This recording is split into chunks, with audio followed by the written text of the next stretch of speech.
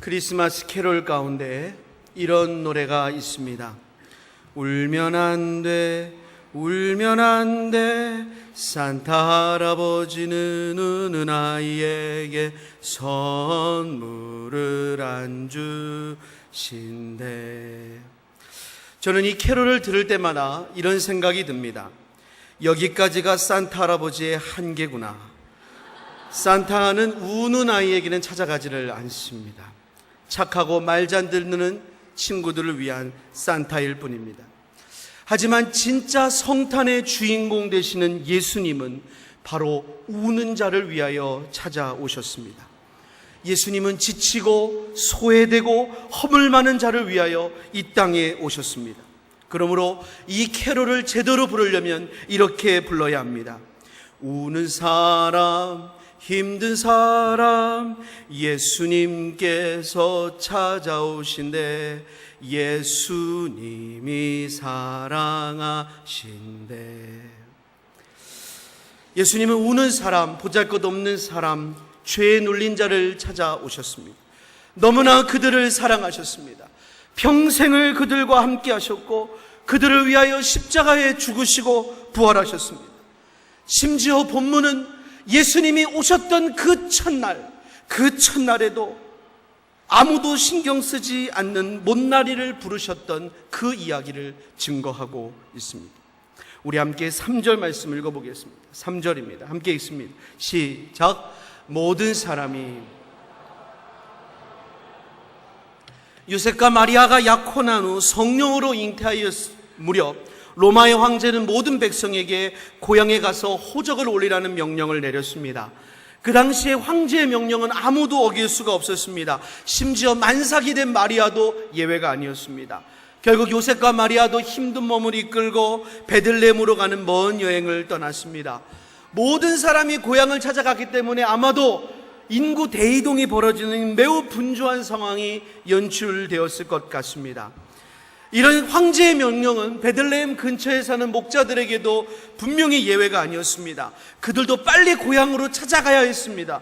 그런데 이상하게도 이 목자들은 아무 데도 가지 않는 것입니다. 왜 목자들이 아무 데도 안 갈까? 두 가지 정도를 추측해 볼 수 있습니다. 첫 번째, 목자들이 황제의 명령을 어긴 것입니다. 근데 그랬을 리는 없습니다. 그랬다가는 목숨이 살아남지 못하기 때문입니다. 그렇다면 목자들이 아무데도 가지 않은 진짜 두 번째 이유는 무엇일까요? 우리 같이 한번 8절 읽어보겠습니다. 8절 시작. 그 지역의 목자들이 밤에 밖에서 자기 양떼를 지키더니. 목자들이 어느 곳에도 가지 않은 진짜 이유는 지금 목자들이 있는 그곳 베들레헴이 바로 목자들의 고향이기 때문입니다. 지금 살고 있는 것이 고향이라면 아무 데도 갈 필요가 없습니다. 이게 진짜 이유일 것입니다. 그리고 이게 진짜 이유라면 목자들은 정말 별 볼 일 없는 사람들입니다. 왜냐하면 이들은 태어나서 청년이 되고 장년이 되고 늙을 때까지 딴 데 가보는 사람이 아니에요. 다른 걸 해보지도 못해요. 한평생 양과 염소의 똥을 치우면서 들판에서 잠을 자는 게 빈번한 사람들, 교육받을 기회도 없이 황제가 무슨 명령을 내리건 아무런 해당되지도 않는 소외된 사람들, 바로 목자들이었습니다. 아무도 관심 갖지 않는 못난이었습니다. 근데 놀라운 것은 주의 천사들이 목자들에게 구주 탄생의 소식을 전했다는 것입니다. 예수님께서 수많은 사람 가운데 자신이 이 땅에 오심을 정말 전하고자 원했던 사람, 바로 이런 못난이 목자들이었다는 것입니다. 사랑하는 여러분, 그런데 여기에 매우 중요한 문제가 있습니다. 과연 목자들이 천사들의 이와 같은 말을 믿을 수가 있었을까요? 우리 한번 같이 14절 읽어보겠습니다. 14절 말씀 함께 읽습니다. 시작. 지극히 높은 곳에서는 하나님께 영광이요 땅에서는 하나님이 기뻐하신 사람들 중에 평화롭다. 너희를 위해 구주가 나셨으니 너희를 하나님이 기뻐하신다. 이 소식을 여러분 믿을 수가 있었겠습니까? 아마 믿겨지지 않았을 거예요. 그래서 천사가 믿겨지지 않는 목자들에게 믿을 수 있는 한 가지 이야기를 하였습니다. 우리 한번 같이 12절의 말씀을 함께 읽어보겠습니다. 12절 시작. 너희가 가서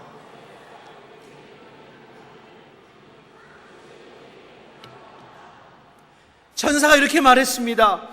야, 너희를 위하여 만왕의 왕이, 너희를 위하여 하나님 보내신 메시아가 왔다는 게 믿어지지 않을 거야. 그러겠지. 그래서 내가 너희를 위한 표적을 준다. 내가 너희가 믿을 만한 사인을 준다. 그건 구유에 누워 있는 아기다. 너희가 가서 보면 갓난아기가 보자기에 쌓여 구유, 여물통 위에 누워 있는 것을 볼 것이다. 너희가 그것을 보면 너희를 위하여 구주가 나셨다는 것을 믿을 수가 있을 거라는 말씀입니다. 목자들이 직접 가서 보니까 아기 예수님이 보자기에 쌓여서 여물통 위에 누워 계셨습니다. 사랑하는 여러분, 저는 이 여물통 위에 오신 예수님이 너무나 좋습니다. 너무나 위로가 됩니다. 여러분, 이 여물통이 뭡니까? 목자들이 너무나 잘하는 거예요. 이거는 가축들의 밥그릇입니다. 여러분, 그거 설거지나 제대로 했겠습니까? 막 먹고 그냥 푹 하면 그냥 이게 도덕경이 찌고 제대로 씻지도 않고 거기다 또 그냥 하는 그 여물통, 쓰레기통 같은 여물통, 그 여물통 위에 보자기를 깔고 거기에 만왕의 왕이신 예수님이 누워 계십니다. 여러분, 목자들이 이걸 보면서 무슨 생각을 했을까요? 예수님, 이 더러운 여물통 안에 누워 계신다면 예수님, 여물통처럼 더럽고 여물통처럼 초라하고 여물통처럼 보잘것없는 저에게도 오실 수가 있습니까? 예수님, 이곳에 누워있는 구주시라면 예수님, 쓰레기통 같은 제 마음속에도 오실 수가 있습니까? 사랑하는 여러분, 예수님이 누우시면 여물통은 더 이상 짐승의 밥통이 아닙니다. 여물통은 왕의 보좌인 줄 믿습니다. 싸구려 반지 케이스에다가 다이아몬드를 넣으면은 다이아몬드만큼 귀하게 반지 케이스는 취급을 받습니다. 여물통 같은 우리 속에 예수님이 거하면 우리는 예수님처럼 귀한 존재가 되는 줄을 믿습니다.